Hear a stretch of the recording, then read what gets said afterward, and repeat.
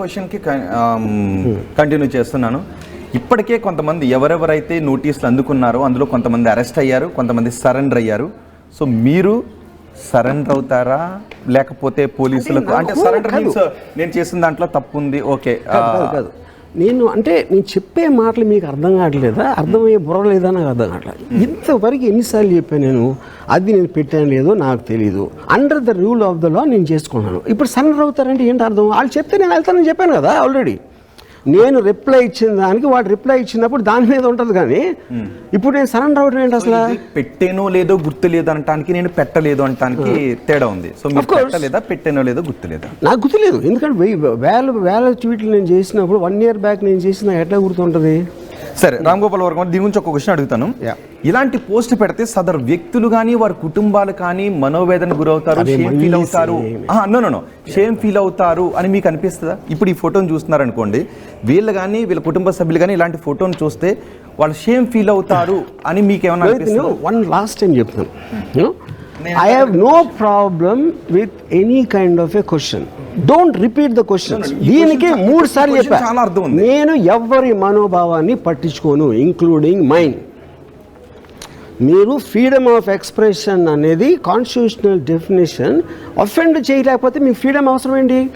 మీరు జోక్ వేస్తారు ఒకటి మీద, ఆబ్వియస్లీ వాడికి నచ్చదు. ఇప్పుడు ఎన్టీ రామారావు గారి టైంలో, నాదెళ్ల భాస్కర్ రావు టైంలో ఒక కార్టూను ఎన్టీ రామారావు గారి వెనకాల కథ ఉంది. ఆ కత్తితోటి ఇందిరాగాంధీ కంప్లైంట్ చేస్తారు, అరే ఈ విషయం నాకు తెలియదే అని ఇందిరాగాంధీ. వెనకాలేమో నాదెళ్ల భాస్కర్ రావు చెంగుతోటి రక్తం దుచ్చుకుంటున్నాడు. అంటే కార్టూనిస్ట్ ఒపీనియన్ ఏంటి?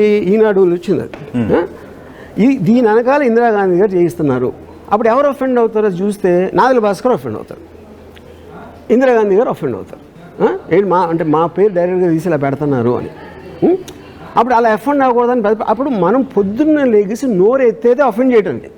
అది మన ఆఫీస్లోనా లేకపోతే సోషల్ మీడియాలోనా ఎక్కడైనా సరే ఒపీనియన్ అనేది. కానీ అప్పుడు దానికి ఉన్న ఆస్పెక్ట్స్ ఏది కంట్రోల్ చేస్తుంది? లీగల్ ఇంగ్లీష్ సిస్టంలో. రామ్ గోపాల్ వర్మ గారు ఇక్కడ వచ్చిన క్వశ్చన్లు అన్ని కూడా అవే. ఆ క్వశ్చన్ మళ్ళీ అడుగుతున్నాను, ఎందుకంటే వ్యూయర్స్ అడుగుతున్నారు. రామ్ గోపాల్ వర్మ గారు ఇలాంటి పోస్టులు పెడితే వాళ్ళ కుటుంబాలు బాధపడతాయని మీకు తెలియదు అని అడుగుతున్నారు వాళ్ళు. నేను అడిగిన క్వశ్చన్ కాదు, వాళ్ళు అడిగిన క్వశ్చన్. అసలు వాళ్ళు అడగడానికి చెప్పేది ఆన్సర్ ఆల్రెడీ చెప్పాక వాళ్ళు అడిగినా మీ అడిగినా సుబ్బారావు అడిగినా ఏంటి డిఫరెన్స్ అది చెప్తున్నా. ఓకే, సుబ్బారావు అప్పారావు కూడా ఆన్సర్ వచ్చింది అదే కదా.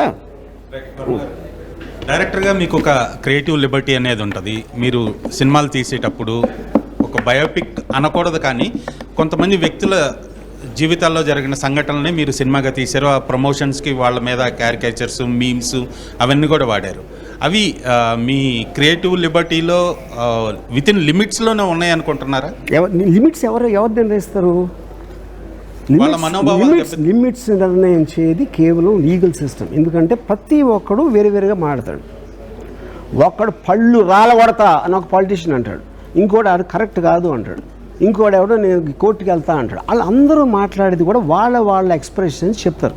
That is a common thing in a country where there is a freedom of expression. అందులో కూడా నేను కూడా ఒక పార్ట్, నేనేమి సెపరేట్ కాదు. పొలిటీషియన్స్ తిట్టుకోవటం వేరు, ఒక డైరెక్టర్ ఏంటి డిఫరెన్స్? చంద్రబాబు నాయుడు ఏంటి డిఫరెన్స్? వాళ్ళ కుటుంబ సోషల్ మీడియాలో ప్రతి ఒక్కడిని తిట్టని వాడు ఎవడైనా ఉన్నాడా? అదొక్కదానికి ఫస్ట్ ఆన్సర్ చెప్పండి. ఇన్ని క్వశ్చన్లు నన్ను అడిగారు కదా, ఇంకెవరిని మీరు చూడలేదా అలా చేయటం?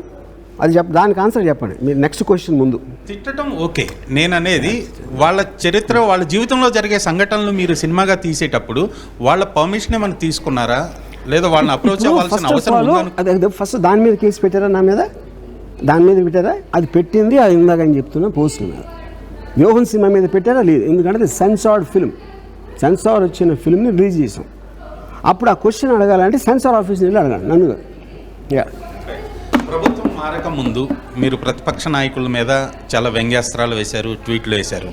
ప్రభుత్వం మారిన తర్వాత గత ప్రతిపక్షాన్ని కానీ లేదా ఇప్పుడున్న ప్రతిపక్షాన్ని కానీ అసలు మీరు విస్మరించారు. ఆ ఆంధ్రప్రదేశ్ రాజకీయాల జోలికే వెళ్ళలేదు. వ్యూహం రిలీజ్ అవ్వకముందు చెప్పాను నేను పాలిటిక్స్ మీద ఇంకా సినిమా తీయను, ఎందుకంటే నాకు పాలిటిక్స్ మీద ఇంట్రెస్ట్ లేదు. నేను కేవలం జగన్ మీద ఇంప్రెషన్తో తీశాను, అది అయిపోయింది కాబట్టి నేను మళ్ళీ పాలిటిక్స్ జోలికి వెళ్ళనని వ్యూహం రిలీజ్ అవ్వకముందు చెప్పాను లాస్ట్ ప్రెస్ మీట్లో. అంతకు నుంచి అప్పటి నుంచి ఇప్పటి వరకు నేను పొలిటికల్గా ఒక్క ట్వీట్ పెట్టాల. ఆ వ్యూహం సినిమా చేయటం జగన్ మీద ప్రేమతోనా లేదా జగన్ ఇచ్చిన డబ్బుల మీద ప్రేమతోనా? అదే ఇప్పుడు అది ఆల్రెడీ చాలాసార్లు చెప్పాను ఆన్సర్. అది దానికి ఎవరో ప్రొడ్యూసరు, ఓకే, అది నా ఇంప్రెషన్ చెప్పాను. నా ఇంప్రెషన్ ఎందుకో కూడా చెప్పాను. మళ్ళీ నేను అది రిపీట్ చేయదలుచుకోవాలి. మీరు కావాలంటే నా ఓల్డ్ ఇంటర్వ్యూస్ తీసుకొని చూడండి. యా, రామ్ గోపాల్ వర్మ గారు, ఇంతకుముందు మీరు పెట్టింది గుర్తు లేదని అన్నారు. సో ఇదైనా గుర్తుందా? మీరు ఎన్ని చూపించినా అదే ఆన్సర్. ఇదైనా గుర్తుందా, అదైనా గుర్తుందా అని లేకపోతే రామ్ గోపాల్ వర్మ గారు మీరు మిమిక్రీ కూడా చాలా బాగా చేస్తున్నారు. కానీ మీరు కోపంగా కంటే నవ్వుతూనే బాగుంటారు రామ్ గోపాల్ వర్మ గారు. కోపం అనేది ఇరిటేషన్ అంటే సేమ్ క్వశ్చన్ అడిగితే ఎవరికైనా ఎలా ఉంటుంది? రామ్ గోపాల్ వర్మ గారు నిజంగా మీరు ఇరిటేట్ అవ్వరు నాకు తెలిసి. కానీ ఇప్పుడు కేసుల భయంతో కొంత బ్రెయిన్లో అవన్నీ తిరుగుతూ ఏమైనా ఇరిటేషన్కి గురవుతున్నారా? నాకు తెలిసి మీరు ఇరిటేట్ అవ్వరు. ఇప్పుడు మీకు ఏది హ్యాపీగా అనిపిస్తే అది నమ్మేసేయండి. అవును, కరెక్ట్గా, అందుకే మీరు కనిపెట్టేశారు సైకాట్రిస్ట్ గారు, రోహిత్ గారు, నేను ఎంత ఫీజు ఇవ్వాలి అని అడగాలి. ఇప్పుడు ఇది చూడలేదు ఇప్పుడు రామ్ గోపాల్ వర్మ. రామ్ గోపాల్ వర్మలో ఈ వెన్ను వణికిపోయే దాన్ని చూడలేదు, ఇరిటేషన్ రెండింటినీ చూడలేదు. అదే చెప్తున్నా. అది అప్పుడు దానికి కారణం మీ ఇష్టం వచ్చింది అనుకోండి, మీకు హ్యాపీ, మీరు ఏది హ్యాపీగా ఫీల్ అయితే అది అనుకోండి. అవును, చాలా భయపడిపోతున్నాను, వణికిపోతున్నాను, చాలా హదుపుగా దాచుకున్నాను, ఓకే. ఇప్పుడు మీకు ఎదురుగా టీవీ కెమెరాలో చెప్పాను కదా, ఓకే. అది మరి అలా కానప్పుడు ఇది అరెస్ట్ చేయడానికి అవకాశం లేని కేసు అని అన్నప్పుడు మీరు హైకోర్టు అరెస్ట్ చేయడానికి అవకాశం లేని అరెస్ట్కి రాలేదు, అట్లీస్ట్ నాకు తెలియదు, వాళ్ళు చెప్పలేదు అని అంటున్నా. నేను అరెస్ట్ కావడానికి ఉన్న కేసు అన్న చెప్పానా? అలా చెప్పలా. వాళ్ళు డెన్లోకి రాలేదు, వాళ్ళకి అరెస్ట్ చేసే ఉద్దేశం ఉందా లేదా నాకు తెలియదు. అదంతా మీడియా చెప్తుంది, అది నేను చెప్పేది. సో ఆ క్షణంలో వాళ్ళకి అరెస్ట్ చేసే ఉద్దేశం లేదు మీకు నోటీస్? నాకు ఎలా తెలుసండి? నా పోలీసులు ఏమనుకుంటున్నారు నేనే చెప్తాను. ఎందుకంటే రాలేదని ఇప్పుడు టీములు గాలిస్తున్నాయి అనే దానికి ఇచ్చిన ఆన్సర్ వాళ్ళు డెన్లో కూడా రాలేదని. అంతకని ఇంకేం చెప్పాలి నేను? ఓకే. వర్మ గారు, ఇందాక మీరు అన్నారు నేను ఎప్పుడు ఓట్ వేయలేదని. ఎందుకు మీకు డెమోక్రసీ మీద నమ్మకం లేదా? లేనప్పుడు మరి మీరు డెమోక్రటిక్ రైట్స్ గురించి ఎట్లా మాట్లాడారు? ఎవరు లీడర్ అయినా ఏమి డిఫరెన్స్ పడదు అనేది నా బిలీఫ్. నేను ఇప్పుడు నా ఏజ్కి ఒక 13 గవర్నమెంట్లు చూస్తుంటాను. ఏ గవర్నమెంట్ వచ్చినా నా పర్సనల్ లైఫ్ స్టైల్ కానీ నా చుట్టుపక్కల ఉన్న లైఫ్ స్టైల్ మారడం అనేది నేను చూడలేదు. సో అప్పుడు మీరు ఓటు వేయటానికి కూడా, ఓటు వేయకపోవడానికి కూడా ఒక హక్కు ఉంది కాబట్టి ఆ హక్కు మీరు డెమోక్రటిక్ రైట్స్ గురించి మాట్లాడుతున్నారు. It is an opinion, my comment. ఇందాక చెప్పాను కదా, గ్యాంగ్స్టర్ సినిమా తీస్తే నేను క్రిమినల్ అవుతానని కాదు, పోలీస్ సినిమా తీస్తే పోలీస్ అవుతానని కాదు. ఒక నార్మల్ సిటిజన్గా నా చుట్టుపక్కల జరుగుతున్న దానికి I will respond to that in my own way. అది కామెడీయా, సీరియస్సా, ఒక స్టేట్మెంటా, ఒక ఫిలాసఫికల్ ట్రీటైజా అనేది ఆ సబ్జెక్ట్ మ్యాటర్ బట్టి ఉంటుంది. రామ్ గోపాల్ వర్మ గారు, మీపై నమోదైన కేసులు చూసే ఉంటారు కదా, 336, 350 నెంబర్లు అని చెప్పొద్దని, ఇందుకు అందరికీ తెలుసు. ఫోర్జరీ, పబ్లిక్ పీస్ని డిస్టర్బ్ చేయడానికి మీరు ప్రయత్నం చేస్తారండి, పబ్లిక్ మిస్చీఫ్. 5 years నుంచి 6 years వరకు. క్రిమినల్ కాన్స్పిరసీ, మీరు కొంతమంది వ్యక్తులతో, క్రిమినల్ కాన్స్పిరసీ అనేది మీరు కొంతమంది వ్యక్తులతో కలిపి కూర్చొని దీని వెనక ఒక కుట్ర ఉంది అనేటప్పుడు ఈ కేసు పెడతారు. ప్రమోటింగ్ ఎనిమిటీ బిట్వీన్ 2 groups, మీరు వైసీపీకి మిగిలిన అది కట్ షార్ట్ చేసి నా ట్విట్టర్లో రీసెంట్గా నిన్న ఒక మొత్తం ఈ సెక్షన్స్ ఎలా వర్తిస్తే మొత్తం డీటెయిల్గా ఇచ్చాను. ఎవరికైనా ఇష్టం ఉంటే ఆయన చదువుకోమని చెప్పండి. రామ్ గోపాల్ వర్మ గారు, పోస్టులు పెట్టేటప్పుడు నిజంగా మీకు వాళ్ళ అభిమాన వర్గాలు బాధపడతారు, ఆ అల్లర్లు జరుగుతాయి అనే ఉద్దేశం లేదు? మిమ్మల్ని ఎవరైనా పెట్టమంటే పెట్టారా, మీ అంతటా మీరే పెట్టారా? నో, ఎందుకంటే నమ్మను రామ్ గోపాల్ వర్మ గారు, మీరు ఎన్ని చెప్పినా గుర్తు లేదు అంటే నేనే కదా. నమ్మద్దు అది కాదండి, నేను అన్నాను, మీరు నమ్మద్దు, అది మీ హక్కు. నాకు గుర్తు లేదని చెప్పడం నా హక్కు, నమ్మకపోవడం మీ హక్కు. ఇంకా దానికన్నా ఇంకేముంది దాంట్లో? రామ్ గోపాల్ వర్మ గారు, రేపు పొద్దున్న మిమ్మల్ని పోలీసులు ఇదే, మీరు ఎప్పుడైనా అటెండ్ కండి, మీరు కోర్ట్ పర్మిషన్తోనైనా అటెండ్ కండి, ఏ విధంగా అటెండ్ కండి, ఇదే క్వశ్చన్ అడుగుతారు, మీరు ఇదే చెప్తారా? నాకు గుర్తు లేదు. ఆల్రెడీ చెప్పాను కదండి, నేను ట్విట్టర్లో స్టేట్మెంట్ ఇస్తే ఇంకా ఇదే చెప్తానంటే ఆల్రెడీ చెప్పా. వాళ్ళకి ఇచ్చిన రిప్లైలు కూడా పెట్టాను. ఇంకా ఇప్పుడు మళ్ళీ కొత్తగా ఏముంటుంది అది? రామ్ గోపాల్ వర్మ గారు అబద్ధం చెప్తున్నారు. అరే అంటే రామ్ గోపాల్ వర్మ అబద్ధం కూడా చెప్పరు నాకు తెలిసి, నిర్భయంగానే నిజం చెప్తారు కాబట్టి. ఓకే, ఎలా ఫేస్ చేయాలనుకుంటున్నారు రామ్ గోపాల్ వర్మ గారి కేసుల్ని? అంటే నేను ఒకటి అంటున్నాను, రామ్ గోపాల్ వర్మ పైన కుట్ర జరుగుతుంది, right?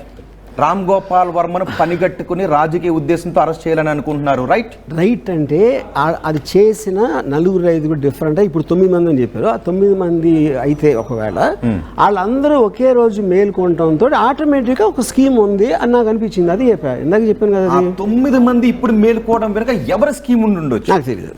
I don't. Pawan Kalyan, ఎందుకంటే I don't want jump the gun. నాకు ఫ్యాక్ట్స్ తెలియకుండా ఆ పేరు, ఇతని పేరు, గ్రూప్ పేరు, పార్టీ పేరు ఎలా చెప్తాను నేను? నాకు తెలియదు. రామ్ గోపాల్ వర్మ గారు 2 ఉంటాయి లిమిటేషన్లో. ఒక విషయం నేరానికి సంబంధించిన విషయం నా దృష్టికి వచ్చిన దగ్గర నుంచి లిమిటేషన్ స్టార్ట్ అవుద్ది, లేదంటే మీరు పోస్ట్ పెట్టిన డేట్ దగ్గర నుంచి లిమిటేషన్ స్టార్ట్ అవుద్ది. సో వీళ్ళు మేము ఇప్పుడే చూసాం కాబట్టి నా మనోభావాలు దెబ్బతింది. వాళ్ళు పెట్టడం తప్పని అన్నానా ఇంతవరకు?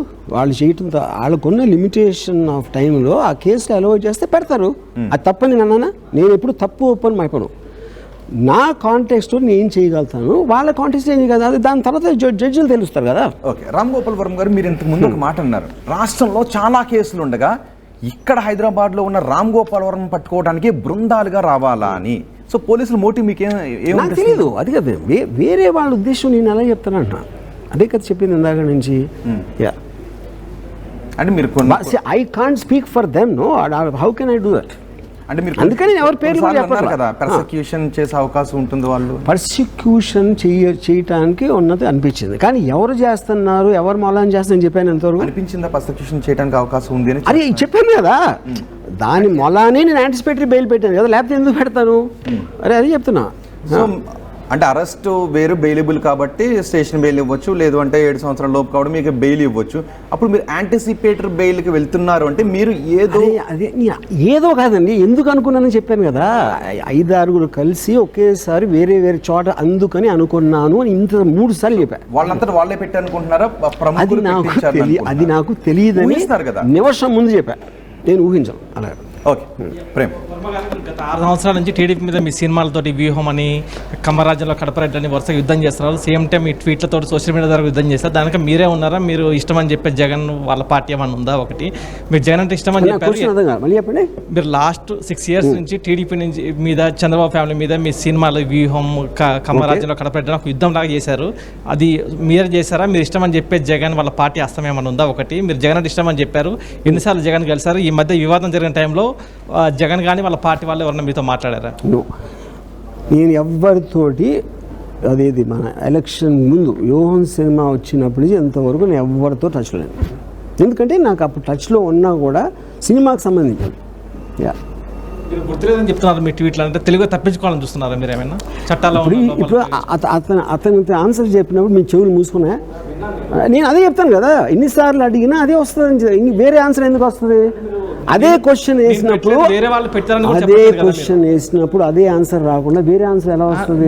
నేను కాదు, వేరే వాళ్ళు పెట్టారు, హ్యాక్ చేశారు, నాకు తెలియదని కూడా చెప్పండి. నేను చెప్పాను అదే, నాకు తెలియదని చెప్తున్నా. హ్యాక్ చేశారా, అసలు ఉందా లేదా నేను తెలియదని చెప్తే ఉంటుంది కదా, ఎవరు పెట్టారు ఏంటంటే ఎందుకు ఏం అవసరం లేదు.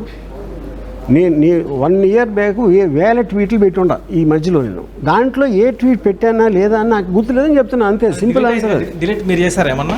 ఏది డిలీట్ అయింది కూడా మీకు తెలియదా? Delete it. My office will be doing so many things. My Twitter account is also handled by my office. Ram Gopal, ఇప్పుడు ఇది ఆన్సర్ కోర్టులో చెప్తే కోర్టు నమ్ముతుందని